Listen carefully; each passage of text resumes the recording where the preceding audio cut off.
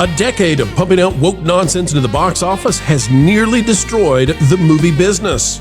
Now, Hollywood has received its final haymaker as award makers are losing critical cash amidst an audience crash at theaters. Today, we'll share the shocking shift that is leading investors to abandon superheroes, sci-fi, and the woke mind virus for a new money-making PG idea.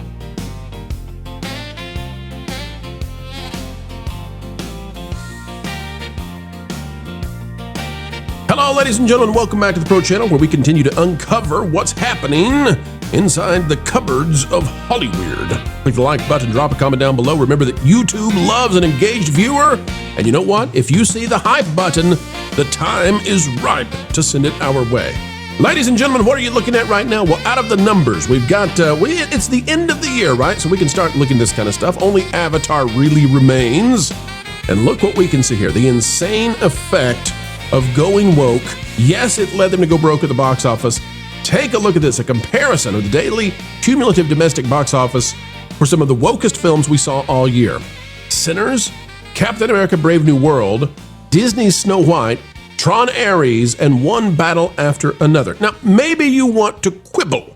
Perhaps you'd like to quibble about one or two of these. Say, well, it's not woke. I'm not going to sit here and defend each one of them. I'm not going to explain why they're woke, in my opinion. I think each one of these is definitely woke. You may say, well, now that film actually is... I got it. Hang with me, though, okay? Don't throw the baby out with the bathwater.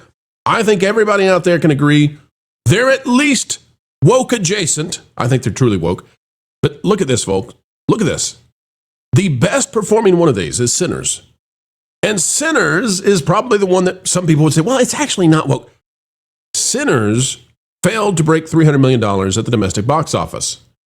Captain America Brave New World, did it break 200? I think it just barely did. Oh, Disney, look, you left it in there long enough to make $200,500,000. You left it forever to try to get that number across. Oh, you gotta love it. What else we got here? Disney Snow White. Look how they pulled it way quicker. See how the line for Captain America Brave New World lasts longer? Snow White, they yanked it. They yanked it. Snow White didn't break $100 million. Tron Ares didn't break $100 million. Heck, Tron Ares didn't break $75 million, I don't think. Let's look at this. Oh, that's embarrassing. $73 million. And one battle after another, also down there. And of course, that's Hollywood's favorite. That's the one they wanted to save the day. These are abysmal numbers. Now, this comes on the heels of places like The Guardian telling us earlier in the year. This was in September. Go woke, go broke. New study challenges claims progressive films are flopping in the box office. Yeah, they're flopping all right. Yeah, they're flopping all right, okay? These are terrible numbers. Go ahead, give them a little plastic trophy. Who cares? Go to your award shows. And the impact is real. This out of CNBC. I'm going to show you what's happening now in Hollywood because they're reassessing everything. And they have sacrificed, just like they're doing on TV, it's late night. Late night has been sacrificed at the altar of this stuff. It is not in the interest of investors to keep people like Jimmy Kimmel in the air. It is not. It is not in the interest of investors to put out woke content that can't break $300 million at the domestic box office no matter what they do. Disney's Zootopia 2 to hit $1 billion box office, most of that from China. Only the second Hollywood film to do so this year. Sarah Whitten has the article here out of CNBC. In this, though, you might think, well, Pro, that's just an article about Zootopia 2. Who cares? No. There's buried in this article. You got to see this. I'm going to get there, okay? The Walt Disney Company tallied its second billion-dollar film of 2025 with the help of a determined bunny and mischievous fox. Yay, okay? Yippee-ki-yay. What do we need to see, though? Okay? With the evolution, this is a quote from Sean Robbins of Box Office Theory. With the evolution of global market trends in recent years, reaching $1 billion has become a little bit more of a novelty again. No. The reason that you're not reaching $1 billion almost ever now, the reason it's a novelty is not because of global market trends, necessarily. It's because you went woke and now you're broke, but you can't say so. You can't, right? How? Folks, think about this. Think about this. How is it they had billion-dollar films over and over again? Hang with me. I'm going to prove this. You know this is true. Sorry, Sean. They made billions back to back to back to back to back. Marvel. Star Wars, sci-fi.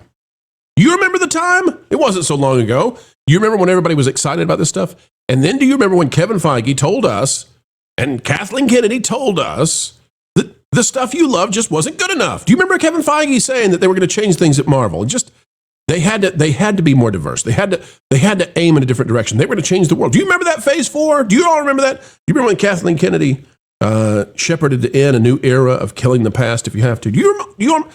Let's read about this, okay? This is what's important in CNBC. This is where the investor dollars are going to go now. The investment dollars are going to go to something entirely different than what it was, because it was superheroes, it was sci-fi, and it was that way for 2 decades until they killed the thing. The film's billion-dollar haul, talking about Zootopia, also highlights a transition in the domestic theatrical marketplace. Now, what CNBC doesn't want to tell you is why there has been a transition in the domestic theatrical marketplace, but we know. PG-rated family films have outperformed PG-13 and R-rated films at the box office in 2025. And if you want to know, well, where are the G-rated films? Well, we haven't seen one of those since what? Tigger, the Tigger movie? And why have we not seen a G-rated film? Because Hollywood's got to throw in at least one curse word so they get a PG on the thing. They hate G. PG-rated family films have outperformed PG-13 and R-rated films at the box office in 2025. So far, PG films released this year have generated $2.7 billion in the US and Canada, while PG-13 films have tallied $2.5 billion. R-rated films have collected $2.4 billion. Now, how is it that $2.7 billion have been generated on PG films? How is it that suddenly PG films are eclipsing PG-13 and R? Well, for you to understand what this is about, because it's easy. Listen, if you don't follow this stuff closely, that seems like a nothing burger kind of statement. Okay.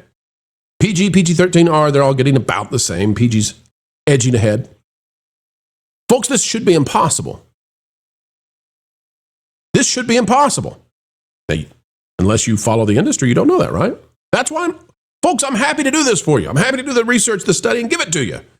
No tuition required, scholarship, all of you. Take this and tell your friends, okay? Should be impossible for PG movies to go above PG-13. And the reason for that is because PG-13 films, all of the Marvel films are PG-13. Almost all of the sci-fi films are PG-13. All of the big blockbusters for the summer and winter, PG-13. It should be impossible for a few family films to outperform all of the PG-13 big things. The shift started in 2024 when PG-rated films sold more tickets domestically than any other rated film for the first time ever. Did you hear that? So you thought I was making this stuff up again, right? You know, pro just make stuff up. It's not impossible. It should be. It was the first time ever in 2024. And it's going to happen again in 2025. PG films, PG-13 that is, films had dominated the space for decades according to data from ComScore. With PG-rated films, it is often the kids who make the decision as to whether to hit the multiplex, and their influence can be seen directly in the numbers for the category that have hit the all-time highs over the past couple of years. But what do we also know, folks? Going back to that chart I showed you about woke stuff, Snow White. And I want you to think about movies like Elio. I want you to think about movies like Strange World, Lightyear, etc. If it's a family film and it goes woke, what happens to it? You know the answer, right? B-R-O-K-E, broke. It turns out that the only way investors can have little doubt that they're going to get their money back, this is why you came to the video. This is why you came. Investors are realizing non-woke family films, it's the only way they can make their money back anymore. You can talk about horror films. Horror films, fine, but their budgets are so tiny, it doesn't matter. They slaughtered your favorite franchises in a grand experiment of anti-truth. They decided they were going to take your favorite masculine heroes and turn them into beta bozos. They decided they were going to gender swapify everything they could find. And they did that to Star Wars. They did it with Marvel. And they did it with Star Trek. And I can keep going. I can keep going, folks. They destroyed the summer blockbuster system. They destroyed your favorite TV shows for their woke enterprise. And the time is coming. We covered this before. We called it the Wokepocalypse. I'm calling it now, and you need to understand it. It will be replaced by something else. It's not that those who believe it have gone away, but the money behind it must go away because audiences have rejected it to such a degree that now non-woke family films are the only thing Hollywood can count on. And those animated jobs are about to go away because AI is going to come in and redraw those things for the corporate fat cats. And you all know that. Pamela McClintock out of the Hollywood Reporter says, box office annihilation. Zootopia 2 clears $1 billion globally faster than any PG-rated pick in history. Because China. Because not only did Hollywood wipe out its opportunity with American audiences, it wiped it out with Beijing too at the same time. And the reason the movie star system is going away, the reason that nobody cares about celebrities anymore, the reason that if Leonardo DiCaprio stars in one battle after another and nobody goes to see it anymore is because they wiped out their credibility. They wiped out their sincerity. They wiped out their celebrity, their star status. Listen, everybody is figuring this out now. NPR, why PG movies are so big right now. Who cares what they say? They never saw it coming anyway. The Wall Street Journal, Hollywood is reeling, and PG movies have never been so popular. Everybody's figured this out, right? From slashfilm.com, Ryan Scott, why superhero movies are struggling at the international box office. Maybe people don't like seeing Superman get the living daylights beaten out of him over and over and over again. Can I show you one more piece of evidence that the Wokepocalypse is here? Wokepocalypse is here. Can I show you one more piece of evidence? It's resounding. It's astounding. It's true. And again, it's going to be replaced by something else. Those who hate the truth, those who hate your stories, those who hate your mythos, those who hate your legends, those who hate the things you love, they're not done. They're going to rebrand.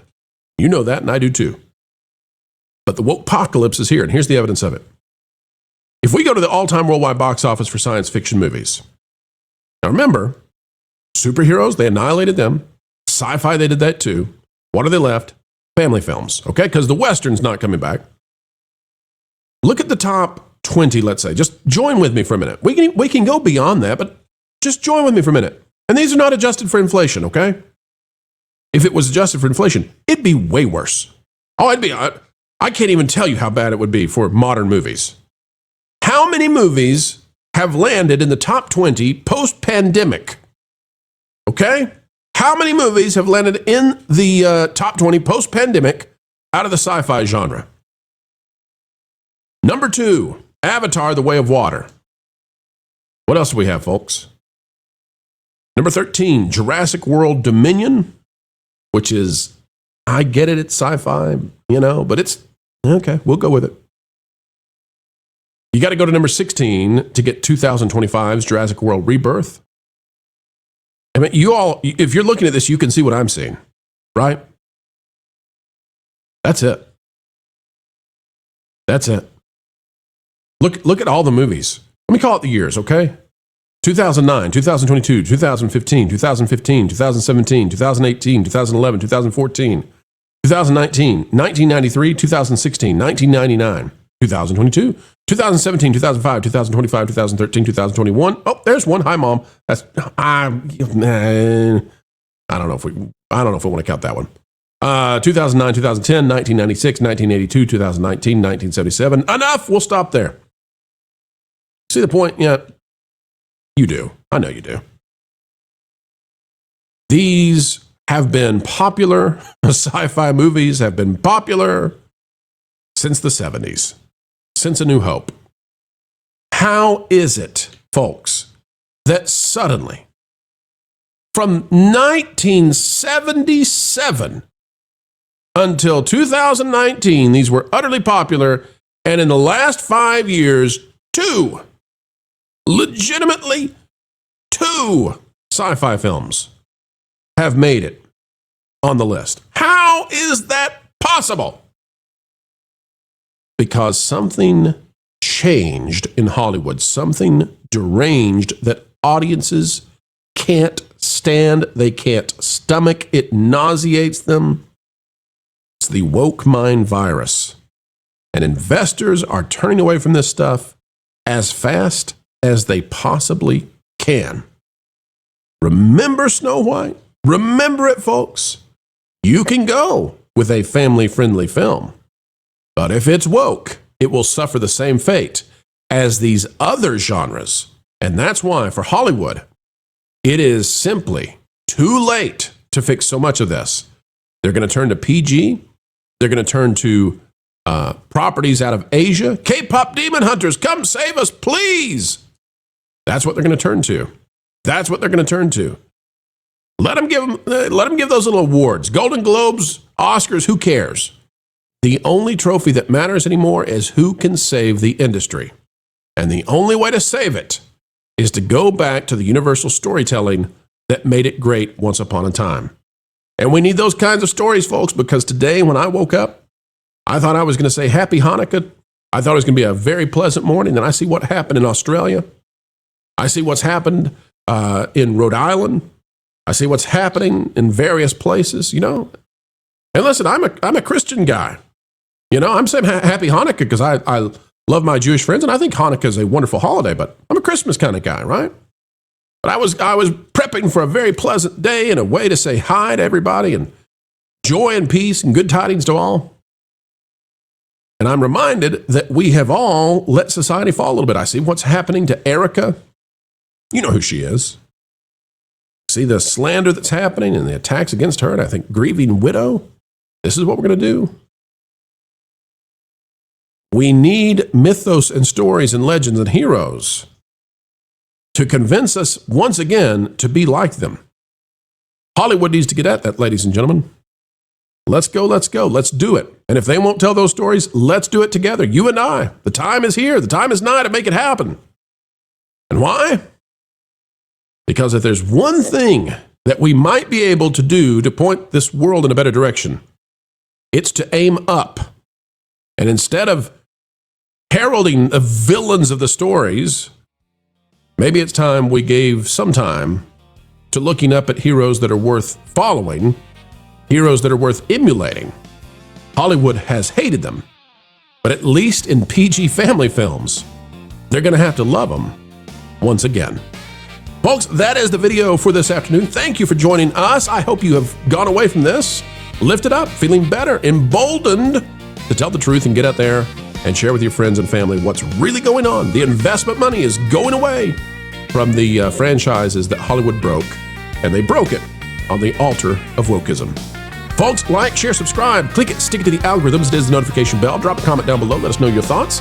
And until the next time we have the joy, the pleasure, the privilege, and the responsibility of spending time together, keep learning, keep growing, and as always, keep having fun.